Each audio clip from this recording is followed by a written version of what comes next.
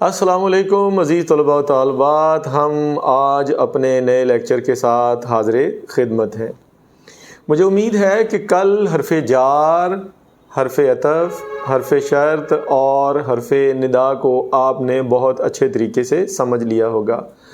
ہمارے آج کے لیکچر میں بھی 4 حروف آپ کو پڑھائے، سکھائے اور بتائے جائیں گے، اور ہم انشاءاللہ مثالوں سے ان کی مکمل طور پر ایسے وضاحت کریں گے کہ آپ کو ان حروف سے آشنائی ہو جائے گی۔ تو آئیے عزیز طلباء و طالبات، ہم اپنے بورڈ کی طرف چلتے ہیں۔ تو عزیز طلباء، ہم آ چکے ہیں اپنے بورڈ کی طرف۔ تو بورڈ پر بہت سارے حروف جو ہیں وہ لکھے ہوئے ہیں، لیکن آج جو ہمارا موضوع ہے وہ انہی بورڈ پر لکھے ہوئے ان حروف کی اقسام سے ہے۔ آپ کو یاد ہوگا کہ کل ہم نے حروف کی اقسام کو پڑھتے ہوئے ہم نے حروف جار پڑھا تھا، ہم نے حروف شرط پڑھا تھا، ہم نے حروف عطف پڑھا تھا اور ہم نے حرف ندا پڑھا تھا۔ تو آج جو ہمارا سب سے پہلا موضوع ہے وہ ہے حروف تعسف، افسوس کے موقعوں پر کوئی پریشانی آ جائے، ان موقعوں کے اوپر ہم حروف تعسف کا استعمال کرتے ہیں۔ عزیز طلباء، آئیے دیکھیے گا کہ بورڈ کے اوپر ہم نے وہ تمام حروف تعسف جو افسردگی کے لمحات کے اندر، پریشانی کے مقامات کے اندر یا رنج و الم کے واقعات کے اندر آپ کو فی البدی آپ کی زبان سے نکل جاتے ہیں، وہ کون کون سے ہیں؟ افسوس، صد افسوس جب کوئی نقصان ہو جائے یا جانی اور مالی نقصان ہو جائے، ہائے وائے، اف ہو، پھر حسرتا، اب یہ بہت ہی کم ان کا استعمال ہوتا ہے، اور واہ حسرتا، یعنی ایسی آرزو جو پوری نہ ہوئے اور ہم اس کے اوپر جو ہے وہ اپنا سر پیٹ کر رہ جاتے، واہ حسرتا، کیا ہو گیا جو یہ ہماری آرزو پوری ہو جاتی۔ تو آئیے ہم نے بورڈ کے اوپر ان حروف تعسف کی وضاحت کے لیے کچھ جملے جو ہے وہ لکھ رکھے ہیں۔ ہم دیکھتے ہیں کہ یہ جملے جو ہیں وہ کیسے حروف تعسف کا بہترین امتزاج پیدا کرتے ہیں۔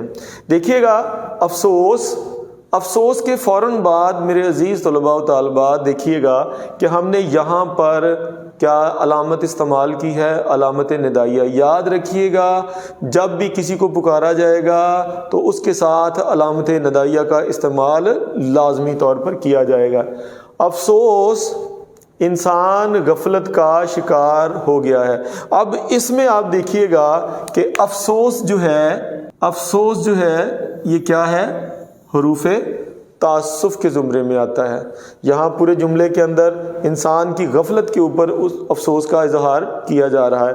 اب دوسرے جملے میں دیکھیے گا، اف، یہ کیا کر ڈالا اسلم آپ نے، یعنی جب ایسا کوئی کام جس سے آپ کے کرنے میں مجھے مثبت امید ہو کہ آپ یہ کام بالکل اسی طریقے سے کریں گے جس طرح سے میں نے آپ کو ایک طریقہ کار بتایا تھا، لیکن کیا ہوا کہ اسلم نے وہ کام ویسے سر انجام نہیں دیا، اس نے اپنے طریقے سے جو ہے جگاڑ لگا کر جو ہے اس پورے کام کا اور اس پوری اسائنمنٹ کا تیا پانچا کر کے رکھ دیا۔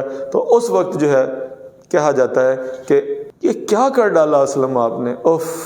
تو عزیز طلباء، حروف تعسف کے بعد ہم چلتے ہیں حرف تشبیہ کی جانب۔ آپ کو یاد ہوگا کہ ہم نے ثنائے بدائع کے اندر، علم بیاں کے اندر باقاعدہ طور پر ایک ٹاپک ابھی پڑھا ہے جس کو ہم نے تشبیہ کا نام دیا تھا۔ تو اگر آپ کو یاد ہو، نہیں تو آپ پلے لسٹ کے اندر جا کر حرف تشبیہ اور اس کے ارکان کے اوپر ایک کمپلیٹ اور کمپریہنسو لیکچر جو ہے وہ اس کے اوپر موجود ہے، وہ جا کر ضرور دیکھیے گا۔ اس میں ہم نے باقاعدہ طور پر حروف تشبیہ کی بہت ہی اچھے طریقے سے وضاحت کی تھی۔ چونکہ ہم حروف کی اقسام پڑھ رہے ہیں، لہٰذا یہ مناسب ہے کہ ہم اپنے کسی بھی ٹاپک کو نظر انداز کیے بغیر ہم اس کی وضاحت یہاں پر کریں۔ تو حروف تشبیہ استعمال کب کیے جاتے ہیں؟ جب ہم کسی بھی ایک چیز کو کسی دوسری چیز کے مشابہ قرار دیں گے تو اس چیز کو اس چیز کے مشابہ قرار دینے کے لیے ہمیشہ حروف تشبیہ کا استعمال کیا جائے گا۔ مثال کے طور پر مثال، اس جیسا، ہو بہو، بالکل ایسا ویسا، جی اس جیسا، اس جیسا، این مین، بعین ہی۔ تو آئیے اب ان حروف تشبیہ کو ہم دیکھتے ہیں کہ ان جملوں کے اندر ہم اس کی وضاحت کیسے کریں گے۔ تو سلمیٰ کے دانت موتیوں کی طرح سفید ہیں۔ عزیز طلبہ لیکچر لازمی دیکھیے گا، ورنہ شاید ہو سکتا ہے کہ یہاں پر آپ کو اس کی وضاحت جو ہے وہ سمجھ میں نہ آئے۔ تو سلمیٰ کے دانتوں کو ہم تشبیہ دے رہے ہیں کس سے؟ موتیوں سے، اور وہ کیا ہے جی؟ وہ سفید ہیں۔ سلمیٰ کے دانت موتیوں کی طرح، تو یہ دیکھیے کہ اس کے اندر یہ جو لفظ آتا ہے یہ کیا ہے؟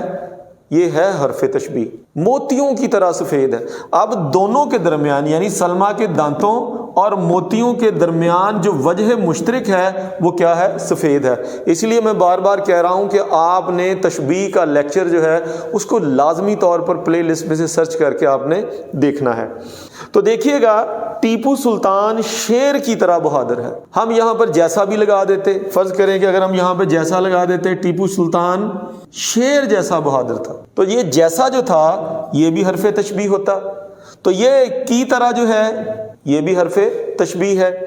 اب دیکھیے گا ٹیپو سلطان کو بہادر قرار دیا گیا کہ شیر بھی بہادری کی علامت سمجھا جاتا ہے، ٹیپو سلطان بھی بہادری کی علامت سمجھا جاتا ہے، لہٰذا دونوں میں جو قدر مشترک ہے وہ ہے بہادر۔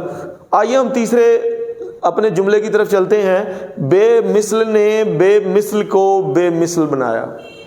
اب عزیز طلبہ اس کا جواب آپ نے دینا ہے کہ کیا اس میں جو میں نے لفظ بے مثل استعمال کیا ہے کیا وہ تشبیہ میں استعمال ہوگا؟ کیا یہ حرف تشبیہ ہوگا؟ اس کا جواب آپ نے مجھے کامنٹ سیکشن کے اندر دینا ہے۔ تو آئیے عزیز طلبہ ہم اپنے اگلے حروف کی اقسام کے اگلے حرف کی طرف چلتے ہیں، اور اس کو ہم کہتے ہیں حرف اضافت۔ اضافت کا مطلب ہے جوڑنا۔ اب کس کو جوڑنا؟ اضافت کا مطلب یاد رکھیے گا، اس کا مطلب ہے جوڑنا۔ تو جوڑنا کس کو جوڑنا؟ بھی دو اسموں کو آپس میں جوڑنا۔ اب کون جوڑے گا؟ یہ حرف اضافت جوڑیں گے۔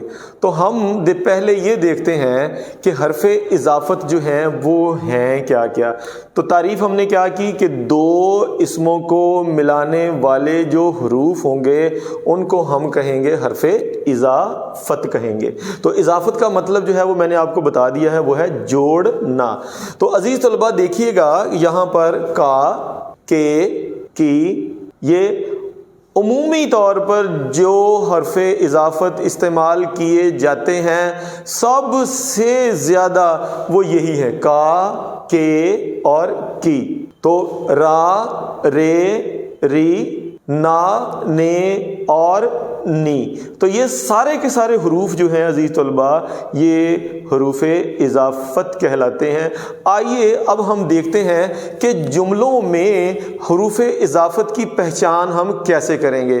عزیز طلبہ یاد رکھیے گا کہ جب بھی حروف اضافت کا استعمال ہوگا تو وہ ملکیت کے زمرے میں استعمال ہوگا۔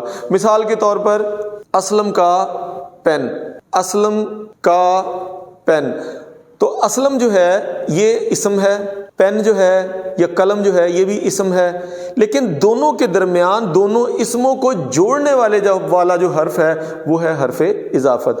آئیے دیکھتے ہیں بلال کا گھر، دیکھیے گا عزیز طلبہ بلال کا گھر۔ اب بلال جو ہے یہ بھی اسم ہے، گھر جو ہے یہ بھی اسم ہے، اور یہ درمیان میں دو اسموں کو آپس میں جوڑنے والا جو حرف ہے وہ کیا کہلاتا ہے؟ حرف اضافت کہلاتا ہے۔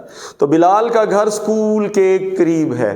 تو دیکھیے گا، اب دیکھیے گا اس کی امی اسے بہت پیار کرتی ہیں، اس کی امی اسے بہت پیار کرتی، تو کون بھئی؟ یہ اسلم بھی ہو سکتا ہے، یہ نجمہ بھی ہو سکتی ہے، یہ سلمہ بھی ہو سکتی ہے، یہ زاہدہ بھی ہو سکتی ہے۔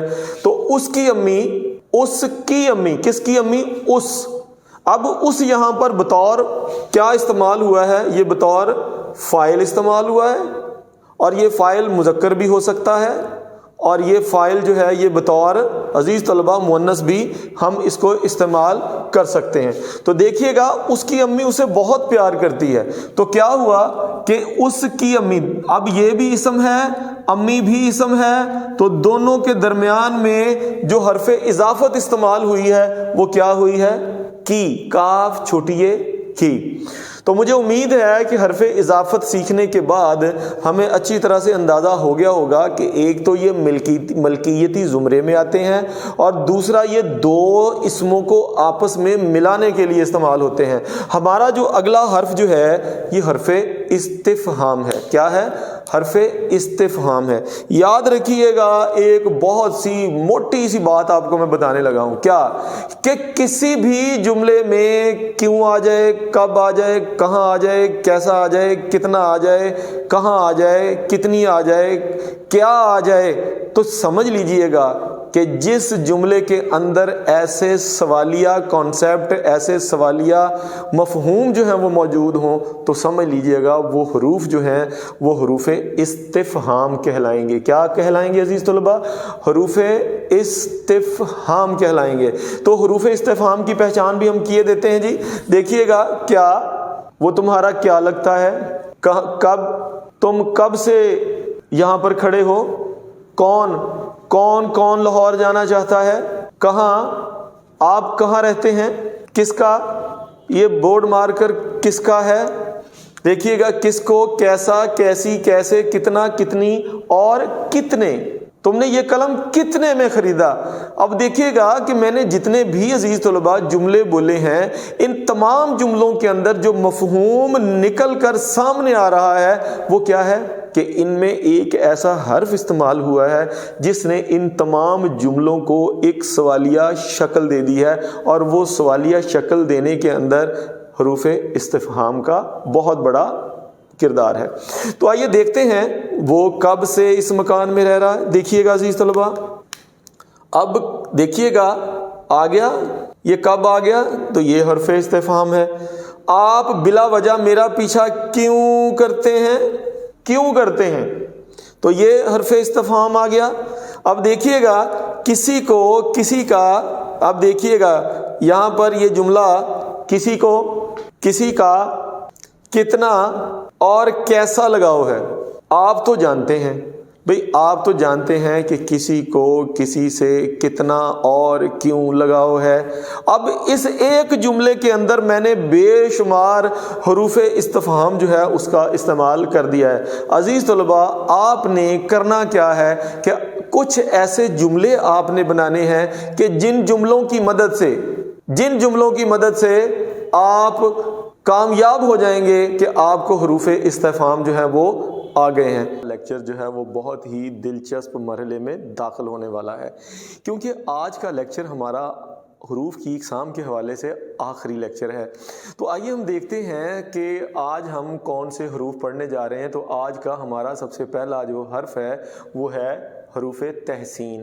اب آپ کہیں گے کہ یہ تحسین کیا ہوتی ہے؟ تو عزیز طلباء، تحسین کا مطلب ہے کسی کو شاباش دینا، اور ایسے الفاظ میں شاباش دینا کہ جسے سننے کے بعد کوئی طالب علم، کوئی شخص جو ہے وہ اپنی محنت میں اور اضافہ کر لے۔ تو آئیے ہم دیکھتے ہیں کہ کون سے خوشی کے مواقع، مسرت کے مواقع ایسے ہیں جہاں پر یہ حروف بولے جاتے ہیں۔ تو میں آپ کو یہاں پر ایک اور بات بتاتا چلوں کہ جو حروف تحسین ہے اس کا ایک اور نام بھی ہے، اور عزیز طلباء وہ نام ہے اس کا، دیکھیے گا اس کا نام جو ہے وہ حروف انبساط کہتے ہیں، حروف انبساط۔ تو ہم کہیں گے کہ حروف انبساط کون سے ہیں، حروف تحسین کون سے ہیں، انبساط کون سے ہیں، تو آپ نے گھبرانا نہیں ہے، پریشان نہیں ہونا۔ مرحبا، جب کسی کے لیے بھی داد و تحسین کی جائے تو مرحبا، سبحان اللہ، کیا کہنے ہیں آپ کے، کیا خوب آواز پائی ہے آپ نے۔ آپ کو یاد ہے کہ جب کوئی نعت سنے، کوئی تلاوت سنے تو ہم فوراً کہتے ہیں سبحان اللہ۔ عربی زبان کے اندر جب کوئی آتا ہے تو ہم کہتے ہیں مرحبا مرحبا۔ تو یہ شاباش، جب کسی بچے کا سوال ٹھیک ہو جاتا ہے تو ہم اس کو شاباش دیتے ہیں، خوب آپ نے بہت کمال کام کیا۔ بہت خوب سے مراد جب کام وہ اپنی اصل محنت سے بھی دگنا کام کر لے تو ہم اس کو کہتے ہیں بہت خوب۔ اس کے بعد ہم کہتے ہیں بہت اچھا، پھر ہم کہتے ہیں جناب جزاک اللہ، پھر ہم کیا کہتے ہیں جی ماشاء اللہ۔ دیکھیے گا، واہ واہ، اللہ اللہ، پھر کہتے ہیں جی ماشاء اللہ، ماشاء اللہ کے بعد جزاک اللہ، آہا، واہ بھائی واہ، آپ نے تو اخیر کر ڈالی اس کام کے اندر۔ تو عزیز طلباء، ہم کچھ محاورات کے اندر سے، جملوں کے اندر سے ہم دیکھتے ہیں کہ حروف تحسین یا حروف انبساط جو ہیں ہم ان کو کس طرح سے پہچان سکتے ہیں۔ جملہ دیکھیے گا، سبحان اللہ، کیا خوب کلام لکھا ہے آپ نے۔